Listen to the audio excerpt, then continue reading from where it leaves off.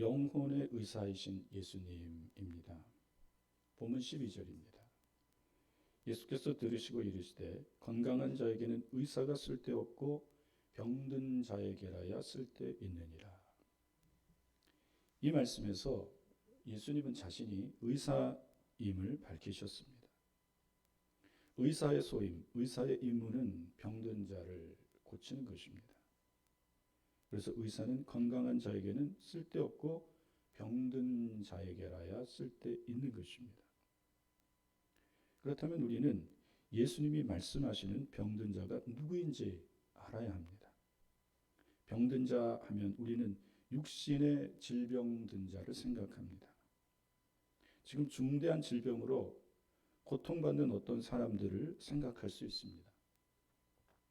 그 중에는 우리와 친분이 깊은 사람들이 있습니다.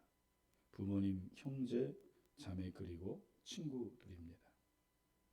이들에게 의사이신 예수님이 오셔서 낫게 해주시면 좋겠다고 생각합니다. 참 착한 생각입니다. 물론 우리 예수님은 몸이 병든 많은 병자들을 고쳐주셨습니다. 문둥병에 걸린 자를 치료해 주셨습니다.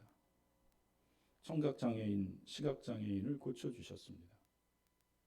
나면서부터 걷지 못하는 중증 소아마비 환자를 걷게 해주셨습니다. 중풍병 환자를 고쳐주셨고 38년 동안 혈루병으로 앓는 여자 환자를 고쳐주셨습니다. 예수님은 병들어 죽은 나사로까지 살려내시는 기적의 의사이십니다. 우리 하나님은 여호와 라파, 나는 너희를 치료하는 의사 하나님이시라고 말씀하셨습니다. 예수님은 하나님의 아들로 분명히 육신의 질병을 치료하시는 의사이십니다. 이 세상 의사는 의대를 나오고 또 국가에서 주는 의사 면허증 가지고 의사해야 됩니다. 그러나 우리 하나님은 하나님으로부터 의사 면허증을 받으셨습니다. 가장 권위 있는 의사이십니다. 그러나 지금 마태복음 9장 12절에서 밝히시는 의사는 그 이상의 의사이십니다. 예수님은 나는 건강한 자에게는 쓸데없지만 병든 자에게라야 쓸데있다고 말씀하셨습니다. 예수님이 말씀하시는 병든 자는 육신의 작은 병과 중병이 걸린 사람이 아닙니다. 그렇다면 예수님이 말씀하시는 병든 자는 누구일까요? 오늘 본문을 보시면 예수님이 말씀하시는 병든 자가 누구인지 깨닫습니다. 오늘 본문의 내용은 이렇습니다. 예수님이 길을 가시다가 세리인 마태를 제자로 부르셨습니다. 세리는 당시 로마가 식민지 백성인 유다 백성들에게 세금을 걷기 위해 세운 자입니다. 로마는 이 일이 식민지 백성인 유대인들에게 반감을 사는 일인 줄 잘 알았습니다. 그래서 로마 관리가 아닌 유대인 중에 세금 거둘 자를 뽑아 세리의 관직을 주었습니다. 로마가 유대인들에게 받을 미움을 유대인들 중에서 세리를 뽑고 얼마의 월급을 주고 그들로 로마가 받을 미움을 다 대신 받게 한 것입니다. 그리고는 유대로부터 거두어들인 막대한 세금은 로마가 다 착복하는 것입니다. 마태는 로마가 뽑아 세운 유대인 세리입니다. 유대인들은 같은 유대인 세리들에게는 감정이 좋지 않았습니다. 유대인들은 이들을 로마의 괴로 여겼고 매국노 취급했습니다. 유대인들은 세리를 죄인 취급했습니다. 그런데 예수님이 이런 세리 마태를 예수님의 제자로 부르셨습니다. 마태는 즉시로 예수님을 따랐고 자기 집에서 예수님을 위해 잔치를 베풀었습니다. 생각해 보십시오, 여러분. 세리 마태가 얼마나 기뻤겠습니까? 같은 유대인들은 다 자기를 죽일 놈으로 생각했고 로마의 개, 매국노 취급하는데 하나님의 아들이신 예수님이 자기를 제자로 불러주셨습니다. 굉장한 사건인 것이죠. 아마도 그때 마태가 부른 찬송은 이것이었을 것입니다. 웬일인가 웬은인가 그 사랑 크셔라. 정말 그렇지 않겠습니까? 다른 사람들은 다 나를 벌레 취급합니다. 부모님은 마태를 이해해주고 사랑해줍니다. 그러나 마태의 형제들은 마태를 욕합니다. 저것 때문에 우리 집안이 매국노라 욕먹는다고 외면하고 싫어합니다. 가족 모임에 오면 왕따시켜요. 그런데 하나님의 아들이 자기에게 오셔서 자기를 제자로 부르십니다. 웬일인가 웬은인가 그 사랑 크셔라. 늘 울어도 눈물로써 못 갚을 줄 알아. 몸밖에 드릴 것 없어 이 몸 바칩니다. 마태는 이 찬송을 부르며 주님께 충성을 다짐했을 것입니다. 여러분 혹시 마태처럼 이런 감정을 느껴본 적이 있으십니까? 남편도 아내도 나를 보면 저거 인간 같지 않은 것 하고 욕 먹어보고 외면 받아본 적이 있습니까? 부모 형제만은 나를 이해해주고 받아주어야 하는데도 나를 낳아준 부모에게 핏줄인 형제에게 외면받아 본 적이 있으십니까? 직장 동료 또 친한 친구들에게 외면받아 본 적이 있습니까? 너무 인간관계가 좋아서 그런 감정을 느껴본 적이 없습니까? 내가 낳아준 자식만큼은 나를 이해해주고 받아줘야 하는데 자식도 나를 부끄럽게 여깁니다. 이것만큼 서럽고 쓰리고 아픈 것이 없을 것입니다. 50대 중년 가장의 소름이 담긴 이야기가 생각이 납니다. 집에 가면 아내도 자식도 아무도 그렇게 자기를 살갑게 반겨주지 않는다는 것입니다. 당신 식사는 하셨습니까? 아빠 오늘 힘들었지. 다정한 말을 들어본 지가 너무 오래되었다고 합니다. 외롭습니다. 고독합니다. 다 바빠서 그러겠지 이해하려 해도 서글프다는 것입니다. 그리고 무슨 말을 하면 다 공격하더라는 것입니다. 아내는 당신 그것도 말이라고 하세요. 쏘아붙이고. 자식들은 아빠 생각은 그렇지만 내 생각은 이래요. 50대 가장들이여 참 서글프고 슬픕니다. 어쩌다 우리가 이렇게 됐는지 참 슬퍼지네요. 그런데 집에 들어가면 유일하게 자기를 반갑게 맞이해 주는 것이 있다고 합니다. 아내가 키우는 애완견이라고 합니다. 그래도 반갑다고 꼬리치며 달려와 펄쩍펄쩍 뛰고 손을 핥아주고 합니다. 어떤 개는 양말까지 벗겨주는 개가 있다고 하더라고요. 누가 아내이고 누가 자녀인지 개가 더 낫다고 생각할 때가 있습니다. 그러나 그것은 애완견일 뿐입니다. 그런데 저희 집은 애완견도 없으니 이를 어찌합니까? 사람의 외로움은 하나님이 위로해 주셔야 하고 사람의 외로움은 사람에게 위로받아야 합니다. 그래서 하나님이 남자와 여자를 짝지어 주신 거예요. 남자 혼자 독청하는 것이 외롭고 또 참 보기 안쓰러워서 여자를 남자의 갈빗대를 쥐어서 창조하시고 만드셔서 짝지어진 것입니다. 그게 결혼의 중요한 이유입니다. 서로 위로하시고 위로받고 살아가는 부부관계 되시기를 축복합니다. 우리는 이렇게 나를 반가워해주고 기뻐해주고 맞이해주고 나의 이야기를 들어줄 사람이 필요합니다. 그런데 나를 반갑게 사랑스럽게 기쁘게 받아들이시는 분이 계십니다. 그분이 예수님이십니다.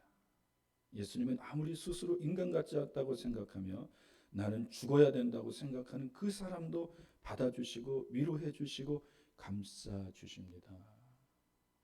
어떤 죄인도 예수님은 다 받아주십니다.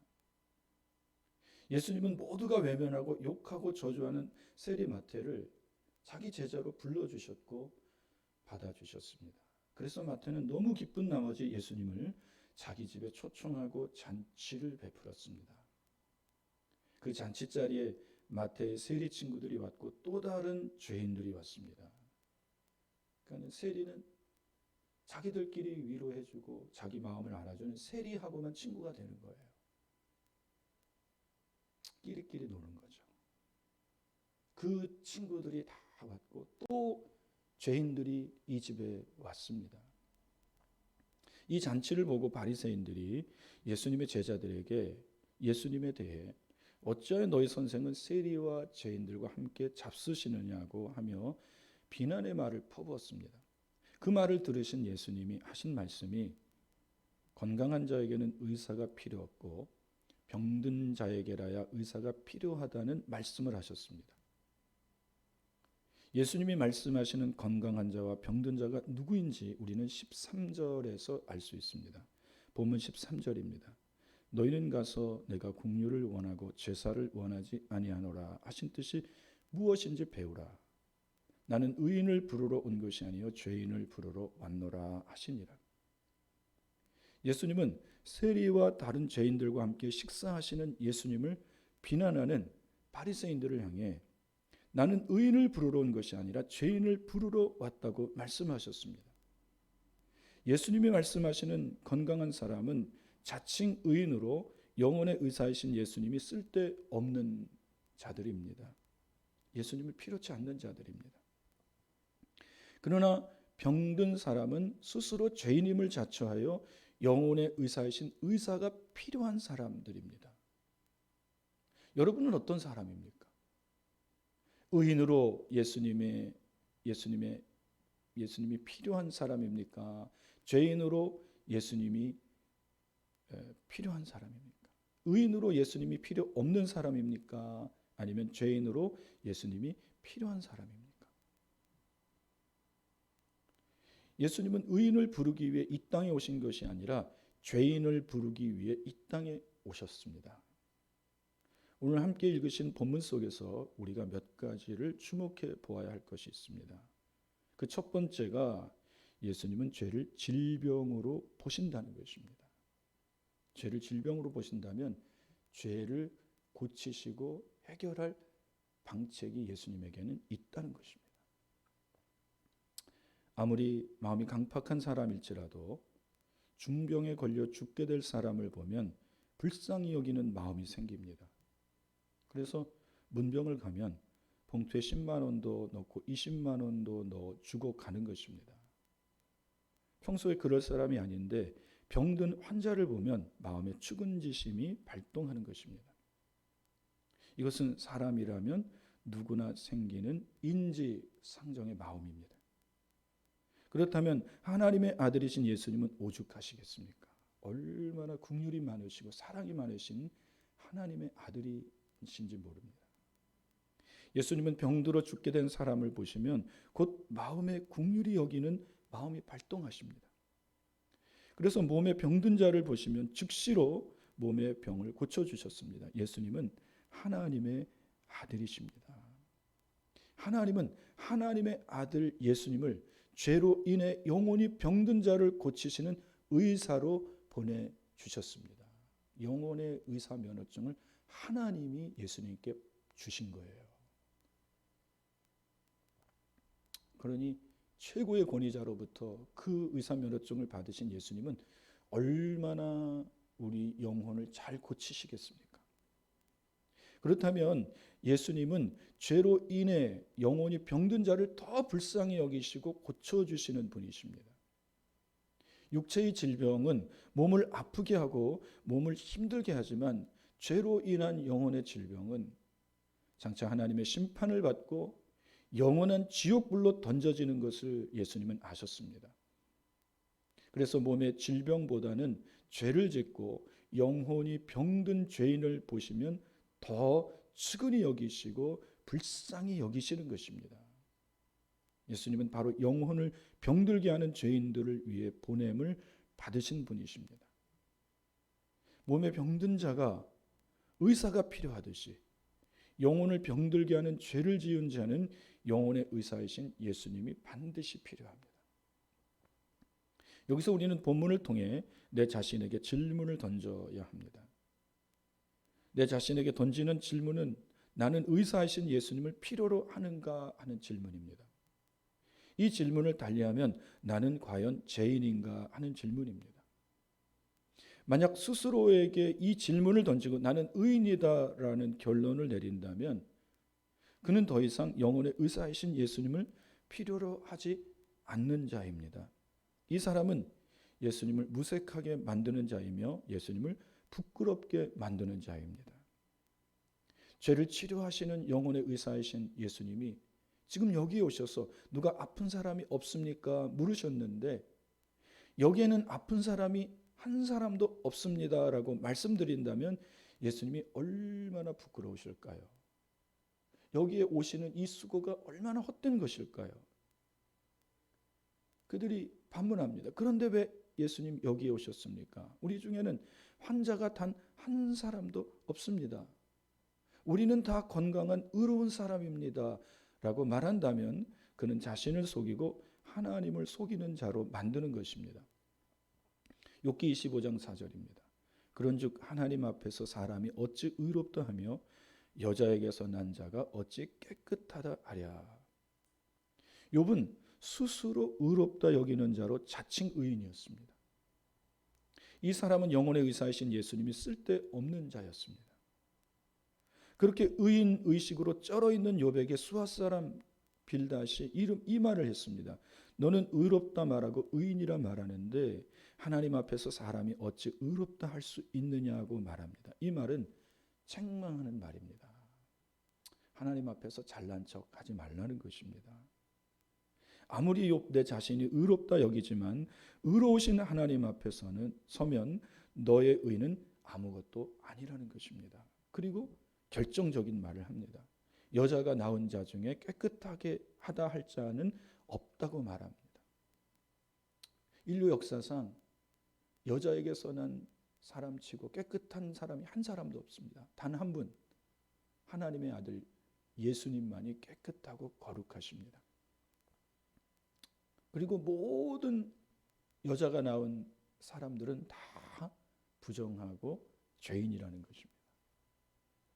바울도 성령의 감동으로 의인은 없나니 하나도 없다고 말했고 모든 사람이 죄를 범해 하나님의 영광에 이르지 못했다고 말했습니다. 자칭 의인 바울은 예수님을 만나고 자신의 죄를 보고 자기 의가 벌레만도 못하게 여겨졌고 분토만도 못하게 여겨졌습니다. 스스로 율법을 다 지켜 의롭다 여긴 바리새인은 큰 자 사울인 자기가 의로우신 하나님 앞에 서보니 자신의 모든 의는 분토, 똥과 오줌만도 못하다는 것을 깨달은 것입니다. 그래서 큰 자 사울은 이름을 작은 자 바울로 계명하고 겸손하게 하나님 앞에서 자기는 죄인 중에 괴수 죄인이라고 고백했습니다. 오늘 이 시간 예수님이 이 예배의 현장에 와 계십니다. 영혼의 죄를 짓고 심각하게 영혼이 아파 괴로워하는 자가 여기 있기 때문입니다. 지금 예수님은 여러분 각자의 영혼에게 너는 영혼의 의사인 내가 필요하지 않니? 라고 물으십니다. 이 물음은 너는 너가 죄인인 것을 인정하니? 너는 너의 죄로 인해 아프지 않니? 물으시는 것입니다. 예수님의 이 물음에 이렇게 대답하셔야 합니다. 예, 제가 죄인입니다. 저의 영혼이 죄로 인해 몹시 아픕니다. 라고 영혼의 의사이신 예수님께 말씀드리면 예수님은 기뻐하실 것입니다.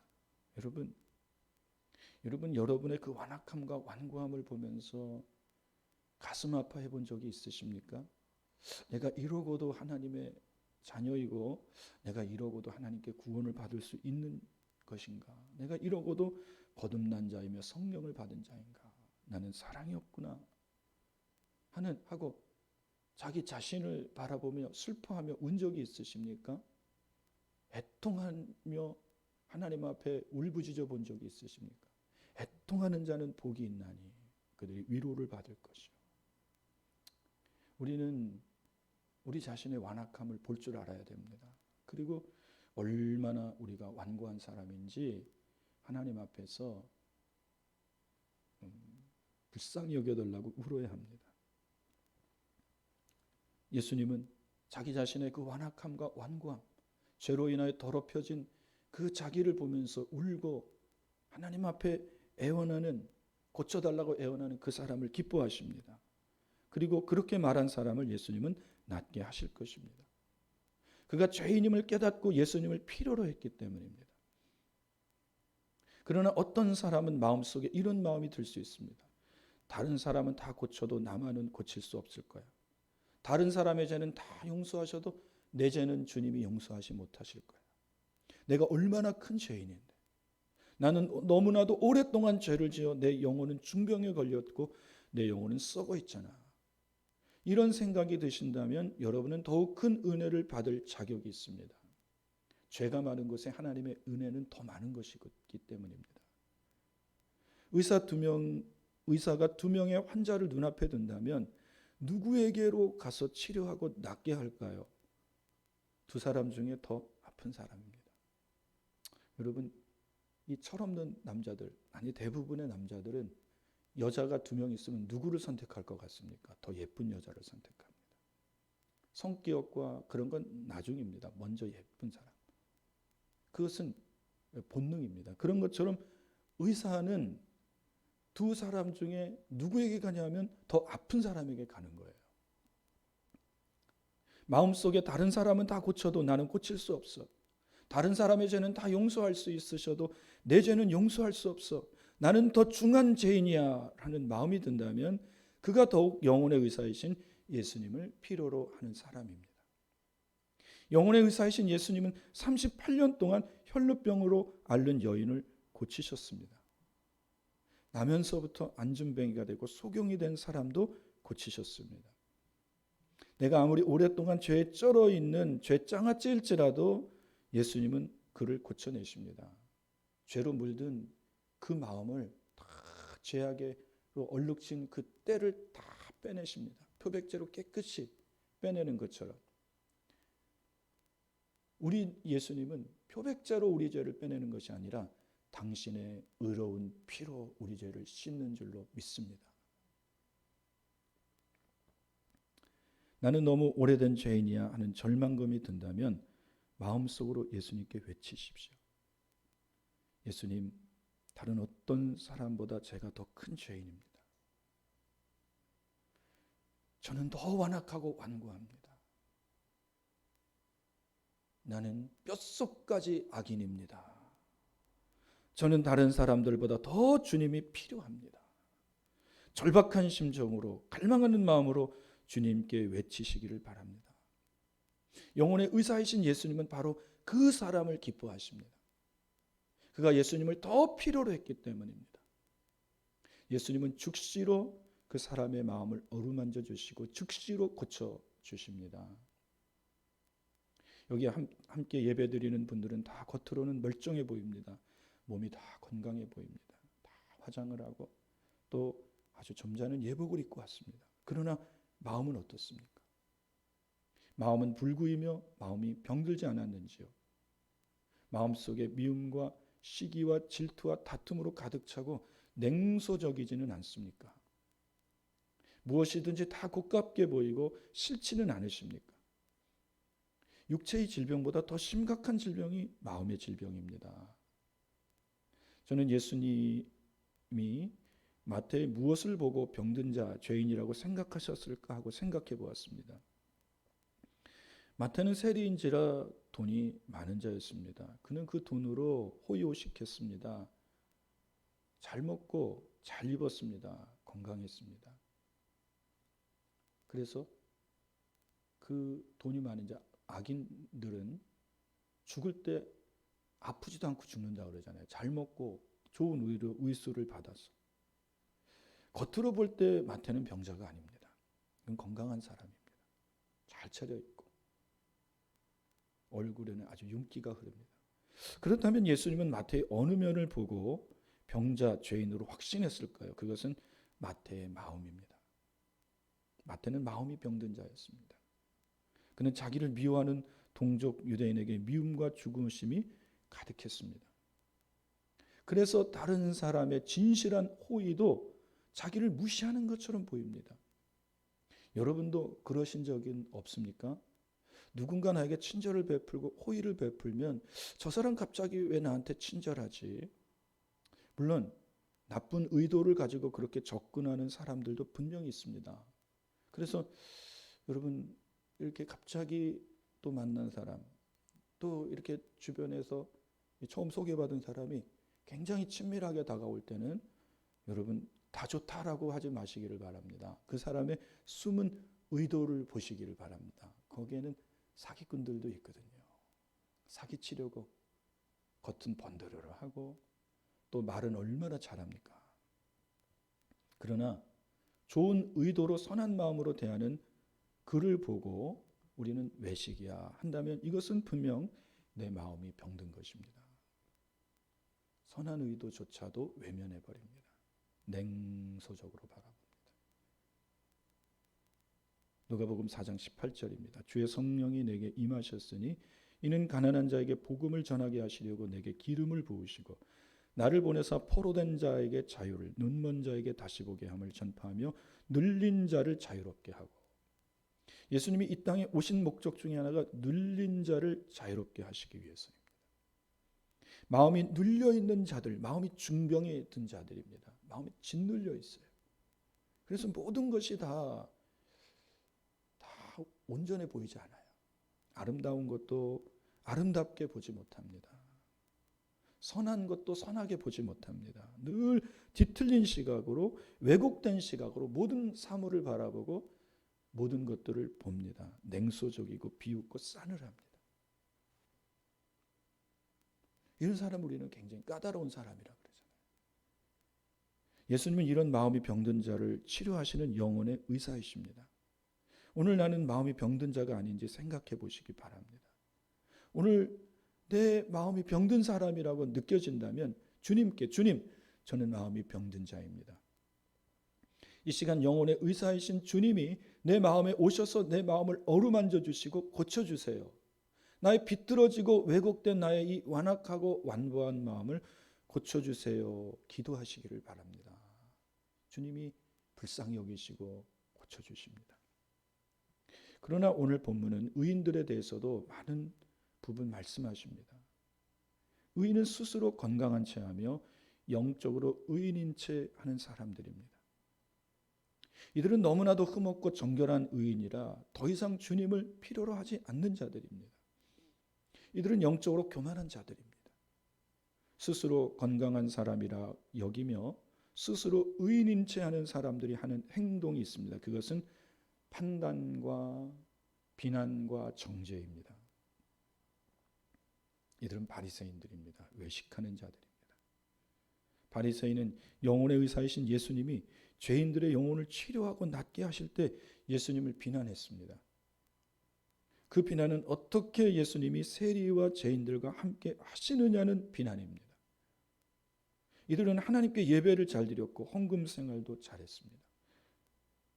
이들은 자신을 볼 때 영락없는 의인이었습니다.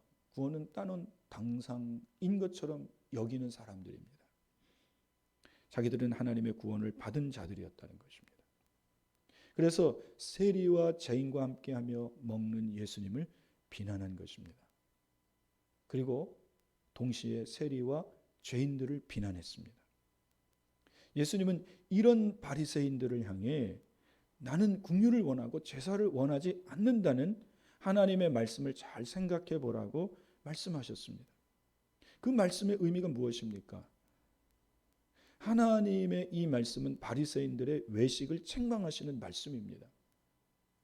이들은 스스로 의인이 되어 자기들이 생각하는 죄인들을 판단하고 정죄합니다. 비난합니다. 그 정죄와 판단에는 조금의 긍휼도 없습니다. 오직 죄인으로 몰아붙이고 무시하고 짓밟습니다. 그래야만 자기들의 철저한 예배 생활이 더 돋보이기 때문입니다. 세리와 바리새인이 하나님 성전 앞에 가서 기도합니다. 바리새인은 그 제단 앞에 가서 당당하게 기도합니다. 하나님, 내가 저 세리와 같지 않음을 감사합니다. 세리의 그 온전치 않은 행동을 드러내면서 자기의 예배드리는 그것을 은근히 과시하고 자랑하고 하나님 앞에 자기 의를 드러내는 것이죠. 그러나 세리는 하늘을 보지 못하고 가슴을 치며 나는 죄인입니다. 죄인입니다. 두 사람 중에 누구의 기도를 하나님이 받으셨습니까? 세리의 기도를 받으셨습니다. 스스로 죄인이라고 가슴을 치며 애통하는 그 사람, 하나님이 위로하셨습니다. 그러나 여러분, 이 바리새인의 기도를 하나님은 듣지 않으시는 것입니다. 그런 그들에게 나는 제사를 원하지 아니하고 긍휼을 원한다고 말씀하시는 것입니다. 이들은 자신의 내면을 깊이 들여다보아야 할 필요가 있습니다. 외적으로 보여지는 예배 생활은 너무나도 잘합니다. 완벽합니다. 열심히 있습니다. 모든 예배 때마다 참석하고요. 그러나 이들은 바리새인입니다. 외부에 보여지는 것을 중요시하는 외식주의자들입니다. 그러나 이들의 내면은 죄의 마음 때문에 부패해질 대로 부패해져 있습니다. 속은 도적질, 음란, 거짓말, 탐욕, 탐심이 가득 차 있습니다. 세상을 사랑하는 마음이 가득 차 있습니다. 이들이야말로 죄인이며 병든 자이며 영혼의 의사이신 예수님이 필요로 한 자들입니다. 그런데도 이들은 영혼의 의사이신 주님을 무시하고 천대합니다. 자기들은 결코 예수님이 필요 없다고 말하고 있습니다. 그래서 예수님을 결국 십자가에 죽이잖아요. 예수님이 그들을 향해 독사의 자식들이라고 욕했고요. 책망했고 또 그들을 죄인이라고 말씀하셨기 때문입니다. 이 말을 듣기가 너무 싫어서 기분 나빠서 예수님을 죽이는 거예요. 교만한 자들은 결국 예수님을 죽입니다. 여러분은 탕자의 비유에서 집 나간 둘째 아들만 탕자라고 생각합니다. 그러나 아버지 집안에 탕자가 있습니다. 그 아들은 큰 아들입니다. 이 아들은 집 나갔다 돌아온 동생에게 창기와 함께 재산을 다 먹은 남이라고 욕했습니다. 동생은 자타가 공인하는 죄인이지만 자기는 자타가 공인하는 의인이라는 것입니다. 이 의인의식이 아버지를 원망하게 만들었고 동생을 비난하고 정죄하게 만든 것입니다. 스스로 건강한 자여 의사가 필요하지 않는 것처럼 생각했습니다. 그러나 큰아들의 내면은 온통 죄의 생각으로 가득 차 있습니다. 돌아온 탕자를 내치지 않고 받아들이시는 아버지의 사랑을 원망했습니다. 힘들게 돌아와 나는 아버지의 자식이 될 자격이 없으니 나를 품꾼의 하나로 써달라는 동생을 욕하고 저주했습니다. 스스로 건강한 자가 되었고 의인이 되었습니다. 그 속을 보면 자기 동생보다 아버지가 물려줄 재산에 더 탐욕이 있고 탐심이 있고 더 욕심을 부렸으면서도 겉으로는 아닌 척 점잔을 빼고 있습니다. 이 마음이 병든 자입니다. 영혼의 의사이신 예수님이 필요한 자입니다. 그런데도 스스로 죄인인 의인인 채 의인의식이 예수님을 필요로 하지 않는 그런 자가 된 것입니다. 이 시간 여러분 자신의 내면을 들여다보시기를 바랍니다. 그러면 내가 얼마나 죄인인지 깨달을 수 있을 것입니다. 예수님은 사람이 먹은 음식이 그를 더럽히는 것이 아니라 사람 마음속에서 나오는 것이 그 사람을 더럽힌다고 말씀하시고 사람 마음속에 살인, 음란, 도둑질, 거짓말, 해방, 악한 계획 이런 것들이 있다고 말씀하셨습니다. 겉은 선량하고 착해 보이는데 속은 음험하고 음흉스럽습니다. 속이는 것이 있고 관계가 있습니다. 다 마음이 병든 자요 죄인입니다. 그런데도 자기는 건강한 자로서 아무 흠도 없는 의인으로 여깁니다. 그리고 자기보다 더 착한 사람을 판단하고 비난하고 정죄합니다. 그 속에 예수님의 긍휼이 여기는 마음이 하나도 없습니다. 야고보서 2장 13절입니다. 긍휼을 행하지 아니하는 자에게는 긍휼 없는 심판이 있으리라. 긍휼은 심판을 이기고 자랑하느니라. 긍휼 행하지 않는 자에게 주님은 긍휼 없는 심판을 행하신다고 하십니다. 야고보 사도의 이 말씀을 명심하시기를 바랍니다. 깊이 생각하십시오. 나에게 얼마나 긍휼이 없는지 깨달으셔야 됩니다. 우리는 다른 사람 잘못한 것을 나무라는 것을 보면 왜 저 사람은 이해하지 못하고 저렇게 긍휼이 없을까 말합니다. 다른 사람의 일에 관해서는 한없이 관대하고 아량을 베풀고 긍휼을 베풀어요. 저것도 못 이해해 주나? 너무하네. 그런데 정작 자기와 관련되면 더 국률이 없어집니다. 그렇지 않습니까? 그것이 나와 관련된 일이라면 우리는 추워도 국률이 없어요. 털끝만큼의 국률도 발휘하지 않습니다. 직선적으로 그 자리에서 쏘아 붙이고 화를 풀어야 합니다. 더 판단하고 더 정죄하고 더 비난합니다. 우리가 그렇습니다. 주님은 국률 없는 자에게 국률 없는 심판을 하신다고 하십니다. 그래서 국률이 심판을 이긴대요. 여러분, 우리 안에 국률이 있기를 원합니다. 다른 사람의 그 일에는 너무나 관대하고 아량을 베풀고 또 그것을 받아들이지 못하는, 이해하지 못하는, 또 화내는 그 사람을 보면서 저 사람은 저것도 못 이해해주나? 그렇게 말할 자격이 없습니다. 나는 더합니다. 여러분과 관련된 거, 여러분 자존심, 여러분의 그 다른 사람들에게 보여지는 그 어떤 것들, 그것들이 조금이라도 손상을 입어보세요. 여러분의 권위에 조금이라도 누를 입히고 도전을 해보세요. 저 역시도 당장에 화를 내고 정죄하더라고요. 이것이 우리입니다. 주님 우리를 불쌍히 여겨주시기를 원합니다. 이런 자는 의인의식으로 꽉 차 있는 사람입니다. 더 이상 예수님의 긍휼히 여기시는 마음이 필요치 않습니다. 예수님은 이렇게 자신을 의인이라 여기는 자들에게는 그들을 고치기 위해 가까이 가지 않으십니다.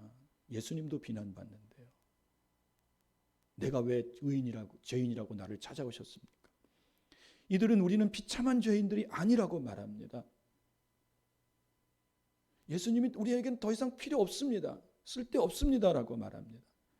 예수님은 오직 자신은 죄로 인해 망할 사람이라는 것을 깨닫고 주님을 필요로 하는 자들에게 가십니다. 이 시간 나는 죄로 인해 죽을 자임을 깨달으시는 축복이 있기를 축복합니다. 내가 죄로 인해 죽을 자라는 것, 망할 자라는 것을 깨닫는 것은 가장 큰 은혜입니다.